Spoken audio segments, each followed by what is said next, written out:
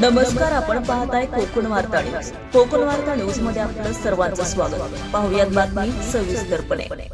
दिनांक 12 फेब्रुवारी 2026 रोजी घोडेगाव येथे भीमसैनिक नितीन शिरसाट याचा दिवसाढवळ्या घोडेगाव येथील घोडेश्वरी हॉस्पिटलमध्ये गोळ्या घालून निर्घृण हत्या करण्यात आली. या घटनेमुळे राज्यासह संपूर्ण अहिल्यानगर जिल्हा हादरला होता. या घटनेला तब्बल आता 2 महिने उलटून गेले आहेत, तरी या घटनेमधील मुख्य सूत्रधार आणि इतर आरोपी मोकाट आहेत. या संदर्भात जिल्हा पोलीस अधीक्षक कार्यालयाला अहिल्यानगर यांच्या वतीने 12 मार्च 2026 रोजी मुख्य सूत्रधार आणि इतर आरोपी यांना अटक करावी त्या संदर्भात निवेदन देण्यात आलं होतं, परंतु अद्याप ही पोलीस प्रशासन कुठलीही कारवाई करताना दिसत नाही. या हत्याकांडामागील मुख्य सूत्रधार आणि इतर आरोपी अजून मोकाट आहेत.